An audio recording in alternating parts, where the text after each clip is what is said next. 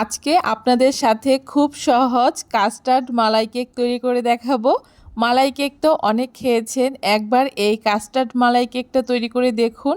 একবার বানিয়ে খেলে বারবার খেতে ইচ্ছে করবে। আর এতটাই নরম তুলতুলে হয় যে মুখে দিলেই মিলিয়ে যায়। হঠাৎ করে মিষ্টি কিছু খেতে ইচ্ছে করলে আপনারা খুব সহজেই এই কাস্টার্ড মালাই কেকটা বানিয়ে খেয়ে দেখতে পারেন। নমস্কার বন্ধুরা, মন কিচেনে আপনাদের সবাইকে স্বাগত। আশা করি আপনারা সবাই খুব ভালো আছেন। আজকে খুব সহজ পদ্ধতিতে দারুণ স্বাদের কাস্টার্ড মালাই কেকটি আপনাদের সাথে শেয়ার করছি। আশা করি আপনাদের খুব ভালো লাগবে। কাস্টার্ড মালাই কেক তৈরি করার জন্য প্রথমে একটা মিক্সিং জারের মধ্যে একটা বাটি মেপে 1 বাটি সুজি দিয়ে দিচ্ছি। আমি সুজি দিয়েই এই মালাই কেকটা তৈরি করছি, তবে আপনারা চাইলে কিন্তু ময়দাও ব্যবহার করতে পারেন। এখন সুজির মধ্যে 2 চামচ মতো কাস্টার্ড পাউডার দিয়ে খুব ভালো করে মিক্সিতে একটুখানি ব্লেন্ড করে নিচ্ছি, যাতে সুজিটা খুব সুন্দর গুঁড়ো হয়ে যায়। সুজিটা খুব সুন্দর করে গুঁড়ো করে নিয়েছি। এখন এখানে একটা বাটির মধ্যে হাফ বাটি চিনি দিয়ে দিচ্ছি, তার সাথে হাফ বাটি টক দই দিয়ে দিচ্ছি। এখন খুব ভালো করে টক দই আর চিনিটাকে মিশিয়ে নিচ্ছি।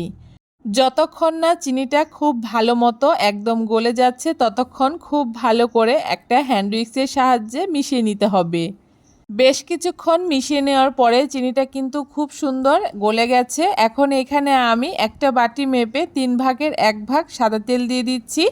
এখন সাদা তেলটাকেও খুব ভালো করে চিনি আর টক দইয়ের সাথে মিশিয়ে নেব। এভাবে করে বেশ কিছুক্ষণ মিশিয়ে নেওয়ার পরে দেখবেন খুব সুন্দর ক্রিমি একটা ব্যাটার তৈরি হয়েছে। ব্যাটারটা খুব ভালো করে তৈরি করে নেওয়ার পরে আগে থেকে গুঁড়ো করে রাখা সুজি আর কাস্টার্ড পাউডারের মিশ্রণটাকে দিয়ে দিতে হবে। এখন সমস্ত কিছু একসাথে খুব ভালো করে মিশিয়ে নিতে হবে। খুব ভালো করে সব কিছু মিশিয়ে নিয়েছি আর ব্যাটারটা কিন্তু অনেকটাই গাঢ় হয়েছে। এখন এখানে আমি অল্প অল্প লিকুইড দুধ দিয়ে ব্যাটারটাকে পাতলা করে নেব। একবারে অনেকটা দুধ দেব না, অল্প অল্প করে দুধ দিয়ে ব্যাটারটাকে খুব ভালো করে মিশিয়ে নিতে হবে। যদি ব্যাটারটা খুব বেশি পাতলা হয়ে যায় সেক্ষেত্রে কিন্তু আমাদের এই কাস্টার্ড কেকটা ভালো হবে না। তাই অল্প অল্প করে দুধ দিয়ে ব্যাটারটাকে মিশিয়ে নিতে হবে। বেশ কিছুক্ষণ মিশিয়ে নেওয়ার পরে দেখুন ব্যাটারের থিকনেসটা ঠিক এইরকম হয়েছে আর ব্যাটারের ঘনত্বটা এর থেকে বেশি পাতলা করা যাবে না। এখন ব্যাটারটা আমার তৈরি করে নেওয়া হয়ে গেছে। ঢাকা দিয়ে আমি 10 থেকে 15 মিনিট মতো ব্যাটারটাকে রেখে দেব, যাতে সুজিটা খুব সুন্দর ফুলে ওঠে। 15 মিনিট পরে দেখুন ঢাকনাটাকে খুলে নিয়েছি আর ব্যাটারটা কিন্তু আগে থেকে বেশ কিছুটা গাঢ় হয়ে গেছে। তাই আবারও কিছুটা পরিমাণে লিকুইড দুধ দিয়ে দিচ্ছি আর খুব ভালো করে মিশিয়ে নিচ্ছি। ব্যাটারের ঘনত্বটা কিন্তু আপনাদের এখানে অবশ্যই দেখে রাখতে হবে। এর থেকে পাতলা করলে কিংবা গাঢ় করলে কিন্তু কেকটা ভালো হবে না। সেক্ষেত্রে কিন্তু এই কাস্টার্ড মালাই কেকটাও খেতে ভালো হবে না। এখন ব্যাটারের মধ্যে আমি হাফ চামচ বেকিং পাউডার আর হাফেরও হাফ বেকিং সোডা দিয়ে খুব ভালো করে ব্যাটারের সাথে আবারও মিশিয়ে নিচ্ছি। বেশ কিছুক্ষণ খুব ভালো করে মিশিয়ে নিয়েছি, যাতে ব্যাটারের মধ্যে কোনো দলাভাব না থাকে। আর ব্যাটারটা কিন্তু আমার একদম তৈরি করে নেওয়া হয়ে গেছে। এখন ব্যাটারটাকে আমি সাইডে রেখে দিচ্ছি। এখন কেকগুলোকে বসানোর জন্য এখানে আমি ছোট ছোট বাটি ব্যবহার করেছি। আপনারা চাইলে কিন্তু এর থেকে ছোট বাটিও ব্যবহার করতে পারেন। এখন বাটিগুলোর মধ্যে খুব ভালো করে একটুখানি তেল ব্রাশ করে নিচ্ছি আর তারপরে কিছুটা ময়দা দিয়ে এভাবে করে বাটির চারদিকে মাখিয়ে নিচ্ছি। এতে কেকটা যখন আমরা তুলব কেকটা কিন্তু খুব সহজেই বেরিয়ে আসবে। এখন এই বাটিগুলোর মধ্যে আমি এই হাতা মেপে 2 হাতা করে ব্যাটার দিয়ে দিচ্ছি। খুব বেশি ভর্তি করে দেওয়া যাবে না, কারণ কেকটা কিন্তু বেক করার পরে অনেকটাই ফুলে উঠবে। সবগুলো বাটির মধ্যে আমি ব্যাটার দিয়ে দিয়েছি। এখন বাটিগুলোকে সাইডে রেখে দিয়ে আমি মালাই কেকের মালাইটাকে তৈরি করব। তার জন্য উনানে একটা কড়াই বসিয়ে দিয়ে 2.5 চামচ মতো চিনি দিয়ে দিচ্ছি। আর যাতে মালাইয়ের কালারটা বেশ সুন্দর হয় তাই চিনিটাকে এখানে আমি ক্যারামেল করে ব্যবহার করব। এতে কিন্তু দুধের মালাইটা বেশ সুন্দর একটা কালার চলে আসবে।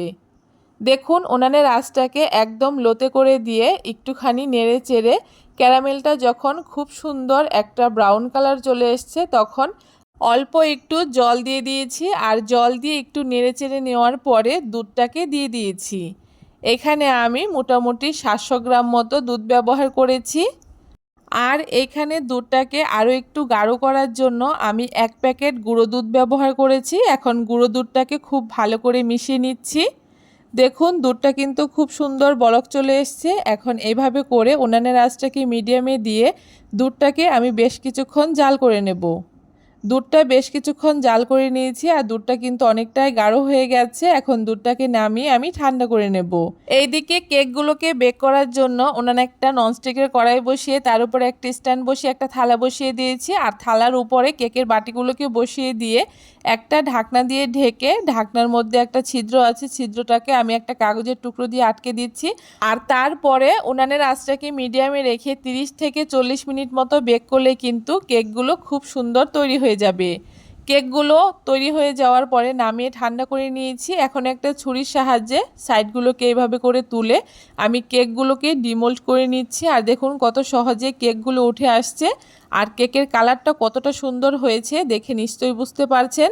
যেমন দেখতে সুন্দর হয়েছে তেমন কিন্তু নরম, তুলতুলে আর জালিদার হয়েছে। এইভাবে করে সবগুলো কেক আমি ডিমোল্ড করে নিয়েছি। দুটো কেকের পেছনটা হালকা একটু কালার বেশি চলে এসছে, তাতে কোনো সমস্যা নেই। এখন যেই দুধের মালাইটাকে তৈরি করে রেখেছিলাম এখন উপর থেকে দুধের মালাইটাকে দিয়ে দিচ্ছি। এভাবে করে সবটা দুধের মালাই দেওয়ার পরে মালাইটা কিন্তু খুব সুন্দর কেকটা টেনে নেবে আর ভেতরটা একদম জুসি হবে। মালাই কেকটা কিন্তু আমাদের খাওয়ার জন্য একদম তৈরি হয়ে গেছে আর কেকটা কিন্তু আমি আপনাদেরকে কেটেও দেখাবো এর ভেতরটা কত সুন্দর নরম তুলতুলে হয়েছে। কেমন লাগলো আজকে খুব সহজ পদ্ধতিতে এই কাস্টার্ড মালাই কেকের রেসিপি অবশ্যই কমেন্ট করে জানাতে ভুলবেন না। ভিডিওটা ভালো লাগলে সবার সাথে শেয়ার করে আমার চ্যানেলটাকে সাবস্ক্রাইব করে দেবেন।